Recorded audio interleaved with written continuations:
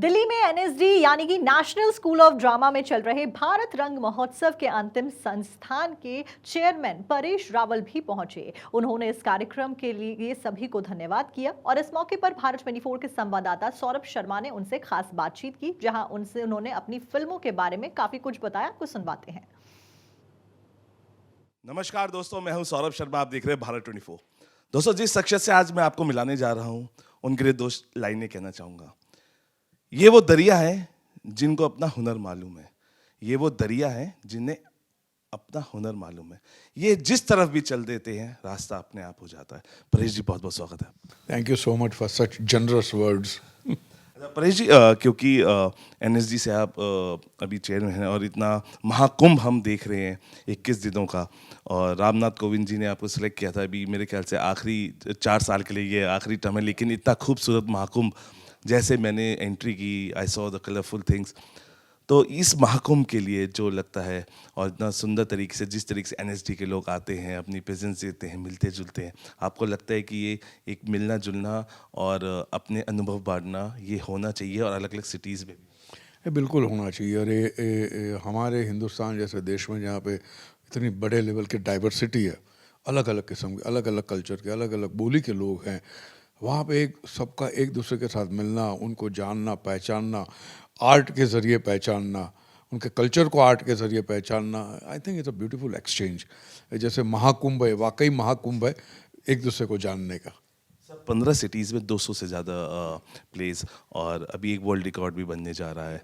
This is something which excites. या very much. 15 city के अंदर इतने बड़े लेवल पे आयोजन करना, तो उसका तो पूरा श्रेय जो टीम को जाता है। एक अध्यक्ष होने के नाते मैं अपने आप से मैं खुशी महसूस करता हूँ, लेकिन जो मेहनत लगी है टीम की, हमारे डायरेक्टर के चित्तरंजन त्रिपाठी जी की, हमारे रजिस्ट्रार मिस्टर प्रमोद मोहंती जी की, पूरी टीम की, तो उसके लिए मैं ज़्यादा खुश हूँ। और अभी जो होने जा रहा है 4 बजे, जो 2000 प्लेस जो होने जा रहा है, वो अपने आप में एक बड़ी नॉवेल्टी है। और छोटे छोटे किस्म के छोटे छोटे स्पैन वाले प्लेस जो है, एक झटके से लोगों तक पहुंचते हैं। कम से कम 1 या 1.5 लाख कलाकार लोगों तक पहुंचेंगे।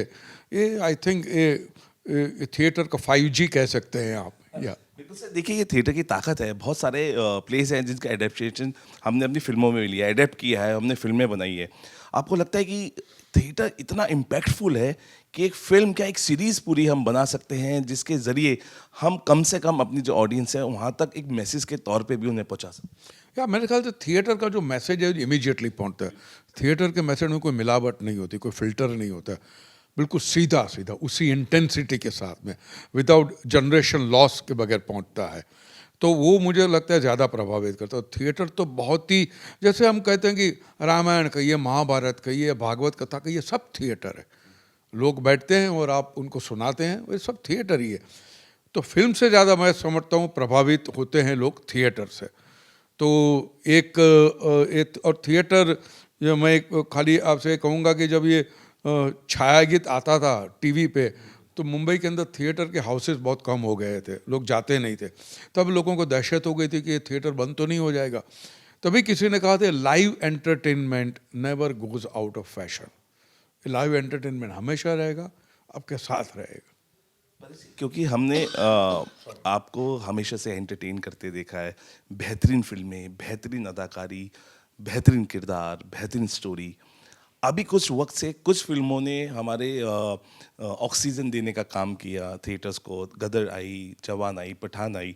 लेकिन आपको क्या लगता है कि क्यों ऑक्सीजन कम मिल रही थी ऑडियंस की, और उसके बाद एक फेस्टिवल की तरह हमने सेलिब्रेट भी किया, ऑडियंस वापस आई थिएटर पे?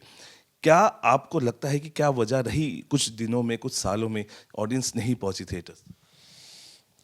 मैं इसका निदान करना तो मेरे बस की बात नहीं है, क्योंकि क्या होता है कि ऑडियंस का स्विंग, मूड स्विंग है, उसको जज करना, उसको डायग्नोस करना, वो तो पंडितों का काम है। लेकिन मैं ये समझता हूँ कि जो लॉकडाउन के दौरान OTT के ऊपर जो अलग अलग किस्म की वैरायटी मिली है ऑडियंस को मुफ्त में, तो लोगों का टेस्ट बदला है, नंबर 1। और नंबर 2 कि जिस किस्म की फिल्में हम बनाते हैं, अभी देखिए 3 ऑफ अस जैसी फिल्म, या जाने मन जैसी फिल्म, या 12th फेल जैसी फिल्म बनती कहाँ?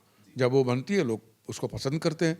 मुझे समझता हूँ कि हमारा काम है अच्छी फिल्म बनाना, ऑडियंस तक पहुंचाना। अभी ऑडियंस को क्या चाहिए वो आप कभी तय नहीं कर पाओगे। आपको अलग चाहिए, इनको अलग चाहिए, तो मुझे बनाना वही जो मुझे चाहिए, जो मैं देखना पसंद, उस किस्म की फिल्में बनानी चाहिए। तो अगर आप अच्छी फिल्म बनाओगे तो ऑडियंस बैठी है, और ऑडियंस का मूड स्विंग है। मैं जैसा मैंने कहा, आई एम इनकेपेबल ऑफ उसको जज करने के लिए, डाइसेक्ट करने के लिए। अच्छा, मुझे बहुत अच्छी तरह याद है अर्जुन फिल्म आपकी थी, उसमें फिर आपको सलीम जावेद की जोड़ी ने अपने घर बुलाया था, जिस तरीके से खाना पीना हुआ, बातें हुई, वो बहुत टचिंग मोमेंट था। आप हमेशा से बात करते हैं, लेकिन सलीम जावेद जैसी जोड़ियाँ जितने इन्होंने बेहतरीन स्क्रिप्ट लिखी, इतना बेहतरीन फिल्में डिलीवर करी, उन जोड़ियों को, उनकी राइटिंग को मिस करते हैं सर आज की जिस तरीके से कंटेंट आप देखते हैं? हाँ, 100% मिस करते, क्योंकि बड़े मेथोडिकली लिखते थे, उनका ग्रामर बहुत करेक्ट होता था, फिल्म की कहानी भी होती थी, किरदार भी मिलते थे आपको अच्छे। अच्छे राइटर को आप हमेशा मिस करोगे। या हमारे वहाँ जो कमी है, अच्छे राइटर की कमी है। हम हीरोइन या हीरो के पोशाक के लिए लाखों करोड़ों रुपए खर्चा करने को तैयार है, लेकिन राइटर को पैसे देने को तैयार नहीं है। ये हमारा दिमागी दिवालियापन है। राइटर को पैसे मिलने चाहिए, बहुत अच्छे मिलने चाहिए, और मैं तो कहता हूँ कि कभी कभी तो जो मेन स्टार है उससे ज़्यादा मिलने चाहिए, या उसके बराबर के मिलने चाहिए। जब तक राइटर है तो ही आपके पास सब्जेक्ट है। If it is not on page, it is not on stage, as simple as that. आप हमेशा चाहते हैं कि आपकी हंगामा, मैंने बहुत इन्जॉय की, हंगामा का जो उसका जो वर्जन है किसी तरीके से नई तरीके से पेश हो, और आप भी ये चाहते हैं हंगामा जैसी फिल्में जिसने हमें गुदगुदाया, हंसाया, इमोशंस दिए, इतनी बेहतरीन स्क्रिप्ट थी, वो दोबारा हंगामा के जरिए आप वापस आना चाहते हैं? आप भी खुद भी चाहते हैं? हंगामा तो दोबारा बनी भी सही और नहीं चली, और बराबर नहीं चली। नहीं चलने की वजह खुद फिल्म थी। क्या होता है कि हमारे यहाँ जब एक फिल्म हो जाती तो उसकी फ्रेंचाइजी एनकैश करने के लिए हम बड़े उतावले हो जाते हैं, और कुछ भी पका के दे देते हैं। वो नहीं होना चाहिए, क्योंकि ऑडियंस का भरोसा है, ऑडियंस प्यार करती है।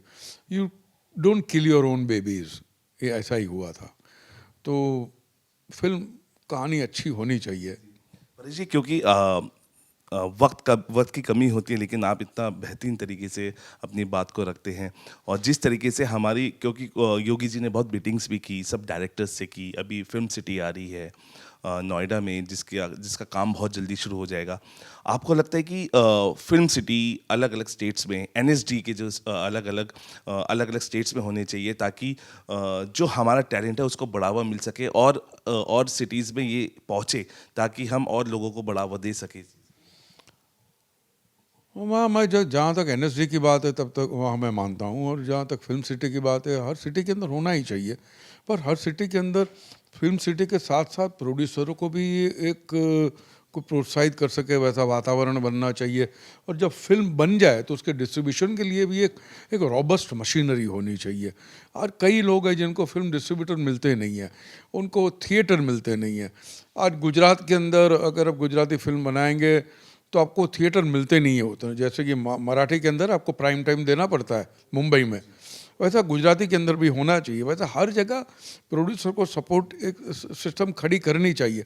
सिर्फ फिल्म सिटी बनने से तो काम चल जाएगा, लेकिन फिल्में जो प्रोड्यूस होगी तो दिखाएंगे कहाँ पे, डिस्ट्रीब्यूट कैसे करेंगे, वो भी एक चैनल तैयार होनी चाहिए। आखिरी सवाल सर, क्योंकि हम बॉलीवुड को बहुत इजी टारगेट बना लिए जाते हैं, ट्रोलर्स हैं इतने हैं, आपको क्या लगता है कि लैक ऑफ यूनिटी, क्योंकि मैं साउथ बहुत गया, हैदराबाद गया, द हम्बलनेस, उनके जो हम एक साथ उनको देखते हैं, स्टैंड लेते हैं, वो एक दूसरे, दे सो हम्बल ऑल्सो, आपको क्या लगता है कि लैक ऑफ यूनिटी की वजह से हम शायद इस चीज़ों को फेस करते हैं, जो सुनील शेट्टी साहब ने योगी जी से भी अपनी बात को रखा था? बिल्कुल सही बात है, लैक ऑफ यूनिटी है, लैक ऑफ वन वॉइस है। एक यूनिफाइड वॉइस में बात करो तो कोई भी सुनेगा, जो साउथ में है। और हमारे वहाँ उस हद तक नहीं है, थोड़े थोड़े अपने अपने पॉकेट से, अपनी अपनी सिंडिकेट से वो एक दूसरे के लिए बात करती है। लेकिन यूनिफाइड वॉइस होकर बात करे तो सब सुनेंगे, और जो स्केप गोट बनती है या सॉफ्ट टारगेट जो बनती है बॉलीवुड, वो बनना बंद हो जाए। थैंक यू सर, हमसे बात किया। Thank you so much.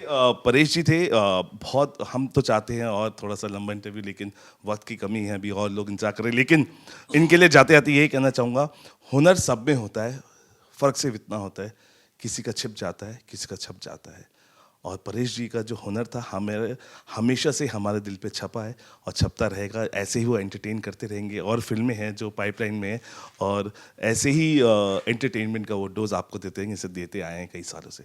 फिलहाल अभी के लिए इतना ही, आप बने रहिए भारत 24 के साथ।